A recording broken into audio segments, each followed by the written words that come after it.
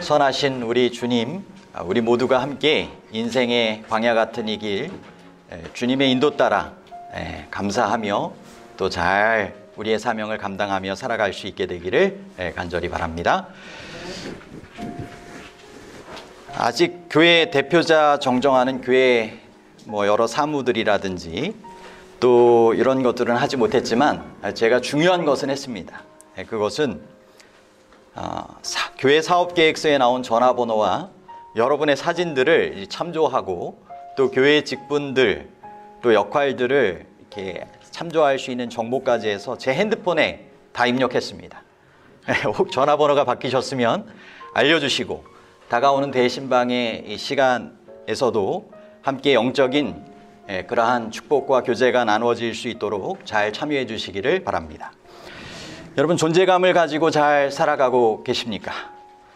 하나님의 창조의 걸작품으로 만들어진 존재, 정말 구속의 피값으로 그렇게 아름다운, 정말 무엇과도 비교할 수 없는 존재로 살아갈 수 있도록 부름받은 우리 모두가 정말 주님께서 원하시는 바른 존재감을 가지고 그분과의 산 관계를 통하여 살아가게 되기를 바랍니다. 오늘 저는 그래서 존재와 관계라고 하는 이 제목을 가지고 함께 말씀 나누도록 하겠습니다. 우리는 무엇인가에 목숨을 걸고 사는 인생을 살아가고 있습니다. 지금 자유를 위한 미얀마의 민주화 시위가 전개되고 있습니다. 미얀마에서 지난해 11월 선거가 있었는데 군부와 연결된 정당이 대패하자 이제 군부 쿠데타를 일으킨 것입니다. 거기에 저항하기 위한 시민들이 자유를 외치며 지금 목숨 건 시위를 하고 있는 것이죠. 그들에게는 방어 장비가 없습니다. 흰색 안전모를 썼고 다른 몇몇은 자전거 헬멧을 선택하고 또 각각 수제방패, 고글, 안면 마스크로 자신을 보호하면서도 목숨을 걸고 지금 그와 같은 자유민주화 시위를 하고 있는 것이죠. 군부에서는 계엄령을 반포하면서 5인 이상 모임을 금지시키고요. 인터넷으로 소식을 알리자 인터넷을 차단하기도 하는 등 여러 갖은 고문을 또 어려움을 주기도 하고 심지어는 총을 겨눠서 현재 수많은 시민들이 목숨을 잃어가고 있습니다. 과연 미얀마의 자유의 봄은 올 것인가? 그들은 학수고대하며 그 일을 위하여 지금도 목숨을 건 시위에 나서고 있는 것입니다. 여러분, 이런 사람들의 모습을 보면서 저는 생각하는 것은 영원한 가치를 위해 우리의 인생의 목숨을 걸고 주님께서 원하시는 존재감 있는 삶을 살아가야 되지 않을까라는 생각을 가져보게 되는 것입니다. 여러분, 존재는 관계이고 의미입니다. 여러분, 죽음 이후로도 기억되는 존재는 누구입니까? 성경 말씀에서는 산 자는 죽을 줄을 알되 죽은 자는 아무것도 모르며 그들이 다시는 상을 받지 못하는 것은 그들의 이름이 잊어진 바 됨이니라 라고 말씀하십니다. 지난 주 중에 저희 동창 한 명이 지병으로 주님 안에서 잠들게 되었습니다. 그러면서 이전에 그러한 기억들과 또 삶의 의미를 생각을 해보게 되었습니다. 아마 부모님께는 또는 그렇게 남겨진 유가족으로 이렇게 살아가게 되는 그러한 남편과 두 자녀에게는 아마 그 어머니의 존재, 아내의 존재, 그 딸의 존재는 잊을 수 없는 그러한 존재가 될 것입니다. 어떤 관계였느냐에 따라서 죽음 이후에도 의미가 있는 것입니다. 여러분, 목회자로 성도를 기억하는 이유는 주님 안에서 맺은 영적인 관계 때문입니다. 여러분, 성도의 죽음을 주님께서 기억하시는 이유는 그분과의 관계 때문입니다. 그것을 통하여 영원히 존재할 수 있는 생명의 축복, 구원의 축복을 허락하여 주시는 것입니다. 여러분, 관계의 중요성을 잘 파악했던 성경적인 인물이 누구일까? 저는 다니엘의 세 친구들이 생각이 났습니다. 풀무불 앞에서 정말 던져넣는 사람이 타 죽을 정도의 그와 같은 극형이지만 왕이여 우리가 섬기는 하나님이 계시다면 우리를 그 맹렬히 타는 풀무불 가운데서 능히 건져내시겠고 왕의 손에서로 건져내시리이다. 그렇게 하지 아니하실지라도, 그리 아니하실지라도 왕이여 우리가 왕의 신들을 섬기지도 아니하고 왕이 세우신 금신상에도 절하지 아니할 줄 아옵소서. 여러분, 하나님 안에서 그들은 목숨 건 산 관계를 유지하였던 것입니다. 결국 그것을 통하여 하나님께서 존재하게 하심을 이 땅에서도 경험했고 분명히 영원한 생명에 이르는 귀한 존재들이 되었을 것입니다. 여러분, 관계로 영성이 결정되고 관계로 영생이 결정되어지는 것입니다. 우리는 그분과의 관계를 잘 맺으며 살아가고 있습니까?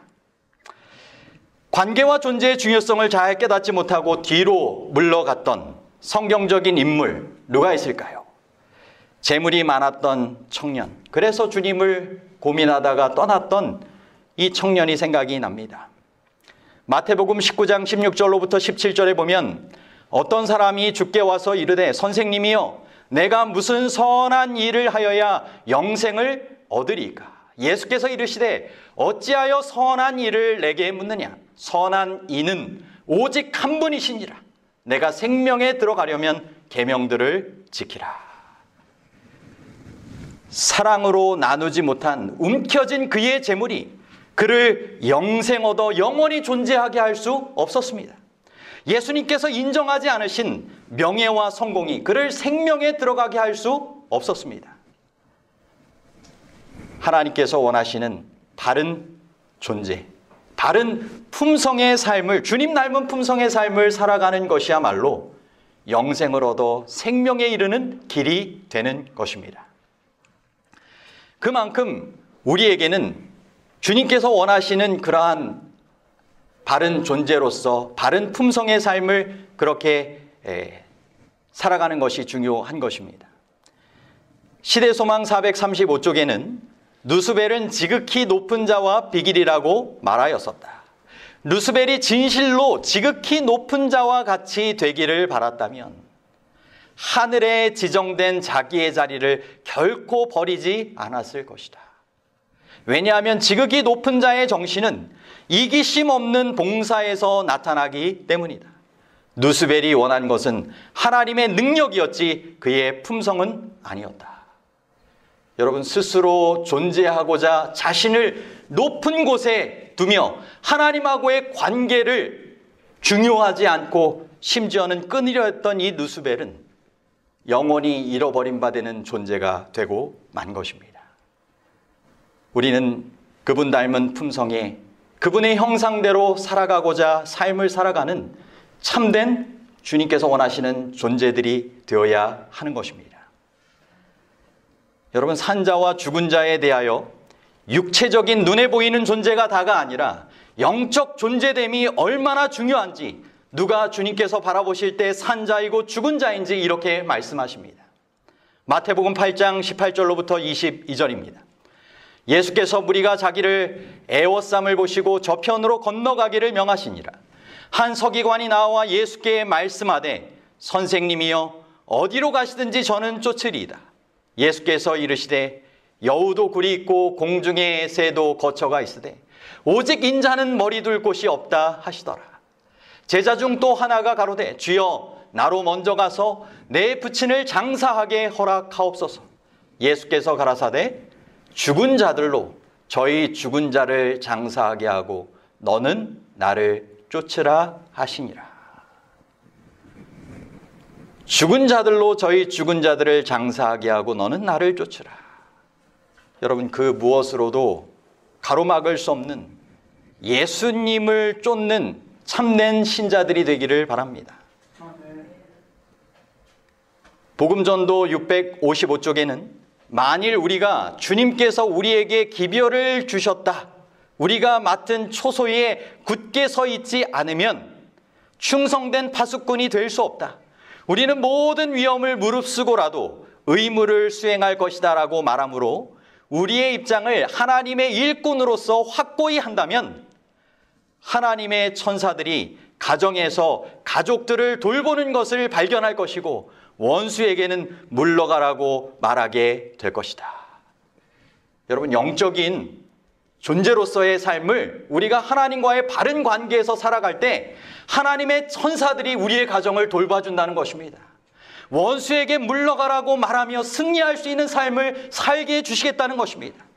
저는 하나님께서 구리 해오름교회라는 영적인 초소에 새로운 파수꾼으로 불러주셨다고 생각합니다. 목회하는 제가 이곳에 존재하는 이유가 분명하듯이 우리 모두도 존재케 하시는 하나님의 이유를 분명히 하며 살아갈 수 있는 삶이 되기를 바랍니다. 교회 증언 6권 115쪽에는 가장 성공적인 일꾼은 적은 일에 있어서 기쁨으로 하나님을 섬기는 자이다. 적은 일에 있어서도 기쁨으로 하나님을 섬기는 자가 가장 성공적인 일꾼이라는 것입니다. 각 사람은 인생의 실로서 완성품을 만들기 위해 직무를 짜는 일을 하여야 한다. 여러분, 이런 손으로 뭔가를 이렇게 할 때, 만들 때 한 올 한 올이 중요한 것처럼 그 작은 실 하나하나, 작은 의무 하나하나를 하나님 앞에 바르게 그분의 뜻에 따라 행하는 것이야말로 아름다운 그러한 결과를, 또 영원한 결과를 만들어낼 수 있다는 것입니다. 실물교훈 327쪽에는 각 사람은 하늘의 영원한 경륜 속에서 각자가 차지할 자리를 갖고 있다. 각 사람은 영혼 구원 사업을 위하여 그리스도와 협력해서 일해야 한다. 하늘집이 우리를 위하여 준비되어 있는 것이 확실한 것처럼 이 세상에서 우리가 하나님을 위해 일할 특별한 자리가 정해져 있다는 사실도 확실하다. 아멘. 여러분, 하늘집이 우리 각자를 위하여 준비되어 있는 것이 확실함을 믿으십니까? 결코 하늘집이 준비되지 않았거나 부족한 것이 아닙니다. 여러분, 그와 마찬가지로 하나님을 위하여 특별히 일할 자리가 이 땅에서 태어난 사람들은, 하나님께 부름받은 사람들에게는 정해져 있다는 것입니다. 저는 이 자리에 참여한 우리 학생, 어린이부터 모든 노년에 이르기까지 주님께서 맡기시는 그 특별한 자리의 일들을, 주님께서 맡기신 은사를 가지고 잘 감당하며 살아갈 수 있는 주님께서 원하시는 참다운 존재의 삶을 살아가시게 되기를 간절히 바랍니다. 2020년 동중한 앞에 목회사역에 대한 설문이 이번 목회자협의회에서 나누어졌습니다. 종교적인 설문을 종합하여서 나누어졌기 때문에 그 중에서 함께 나눌 만한 몇 가지 내용을 제가 짧은 시간이지만 함께 공유하려고 합니다. 출석하는 이 계기에 대해서 너무 작네요, 화면이. 제가 말씀으로 많이 이렇게 설명을 드리겠습니다. 교회에 출석하는 이 계기를 이야기를 좀 해봤을 때 개신교 중고생 모태신앙 비율은 51%, 이후로도 어렸을 때부터 부모님을 따라서 가족, 친척의 전도로 출석하는 경우를 합치면 79%로 가족 종교화가 이루어지고 있는 것이 설문 결과로 밝혀졌습니다. 그리고 신앙에 가장 영향을 준 사람은 교회 학교의 교사는 그 비율상 한 6위쯤 됩니다. 어머니가 첫째입니다. 여러분, 그만큼 가정에서의 신앙의 되물림이 필요하다는 것입니다. 부모 모두 개신교인 자녀일 경우 신앙 수준과 삶의 만족도가 높다라는 것이 밝혀졌고, 코로나 이후에 부모 자녀 간의 신앙적인 대화와 친밀감이 강화됐다라고 하는 퍼센테이지가 66%나 되었습니다. 그만큼 가족 단위의 전승 신앙이 이 코로나 때를 통하여 더 강조될 수 있고 또 활성화되고 있음을 우리가 알게 되는 것입니다. 그런 반면에 일반 국민 1000명을 대상으로 전화 면접 조사한 결과 지난 1년간 코로나19를 겪으면서 한국 교회의 신뢰도는 32%에서 21%로 하락했습니다. 불교 신자 또 천주교 신자에 비해서 긍정적인 이미지가 많이 없고, 개신교 신자에게는 거리를 두고 싶고 이중적이고 사기꾼 같은 그런 국민적 이미지가 급격히 하락한 결과들이 나타났다는 것입니다. 비개신교인의 한국교회의 신뢰도는 채 10%도 되지 않는 9%에 지나지 않습니다. 그리고 헌법에 종교의 자유를 명시했지만 종교의 자유, 공익을 제한할 수 있다라고 하는 것이 2020년 8월 59%에서 2021년 1월 86%로 대폭 상승했습니다. 국민 2명 중 1명은 그럼에도 52%가 힘들고 지친 현실에서 종교의 역할은 더욱 중요해지고 있다라고 종교의 필요성을 인식했고, 사회가 불안할수록 믿는 사람이 늘어날 것 같다라고 하는 예상은 60%나 되었습니다. 한국인이 원하는 종교인의 이미지는 성숙한 인격, 높은 도덕성, 높은 사회 봉사율, 기부율로 나타났습니다. 그리고 한국 교회에 앞으로 집중해야 할 분야에서는 자기 교회 중심에서 벗어난 한국 교회 전체를 바라보는 교회의 공공성을 이야기를 했고요. 비개신교인 한국 교회 신뢰도가 많이 떨어졌지만 그럼에도 불구하고 지역사회와 한국 사회를 섬기는 공적인 역할을 잘 감당해달라고 기대하고 있었습니다. 코로나 이후에 교회 사역 크게 3가지를 꼽는다면 첫 번째는 가정, 두 번째는 소그룹, 세 번째는 온라인으로 나타났습니다. 여러분, 14세기에 흑사병이 있었고 그 이후에 사회적으로는 르네상스가 전개되었습니다. 그리고 종교적으로는 종교개혁이 이어졌습니다. 2019년 코로나 팬데믹이 이 세상에 오게 되었고, 또 21세기 초에 4차 산업혁명이 훨씬 앞당겨지는 일이 이 코로나로 인하여 이루어지게 되었습니다. 그리고 뉴 노멀 신앙이라고 하게 되는 그와 같은 온라인을 활용한 하이브리드, 그와 같은 신앙 방식이 이제 전개되고 있는 것입니다. 재물과 명예만 쫓다가 교회의 위기가 닥치자 흑사병으로부터 도망치기에 급급했던 사제들이 있었고, 반면에 목숨을 걸고 새로운 시대에 맞는 성경을 번역하고 새로운 교회 음악을 만들고 새로운 교회 운영을 제시했던 종교 개혁자들이 있었습니다. 여러분, 우리는 어떠한 존재감으로 이 교회와 세상 앞에 서야 하겠습니까? 하나님과의 바른 관계를 맺었던 이들이 분명 그 시대에 목숨을 건 종교개혁의 역할을 감당했듯이 이 마지막 사명을 감당해야 될 예수님의 재림 직전에 사는 우리들은 하나님과의 바른 관계를 통하여 정말 성령 충만한 삶을 통한 마지막 이 시대의 사명을 완수하는 새 천사들이 되어야 할 것입니다. 여러분, 온라인 기도주의를 앞두고 이제 소그룹의 목장 단위별로 가정 단위의 내실 있는 신앙을 우리가 더욱 앞으로 잘 이루어가게 되기를 다시 한번 호소합니다. 이것이 교회의 살 길이고 성도가 살 길이고 주님께서 바라시는 영원한 삶을 우리가 함께 나눌 수 있는 방법이 되는 것입니다. 그분께서는 정말 우리를 귀한 존재로 바라보십니다. 우리 각자로 밖에는 채울 수 없는 그분의 가슴에 빈자리가 있는 것입니다. 그리고 우리 각자를 위하여 준비된 하늘집과 유업들이 있는 것입니다. 한 알의 밀이 땅에 떨어져 죽지 아니하면 한 알 그대로 있고 죽으면 많은 열매를 맺는다라고 말씀하시며, 십자가에서 생명의 씨로 그분이 죽으셨기 때문에 우리가 영원히 살 수 있는 존재의 기회가 이루어지게 된 것입니다. 여러분, 생명의 씨가 되시는 그분과의 관계를 그분의 교훈 따라, 모본 따라 살아가실 수 있게 되기를 바랍니다. 자기 희생의 법칙이 자기 보존의 법칙이다. 여러분, 기억하십시오. 생명의 씨는 땅에 묻혀야만 다른 생명의 씨앗들이 더욱더 왕성하게 움트고 돋아날 수 있는 것입니다.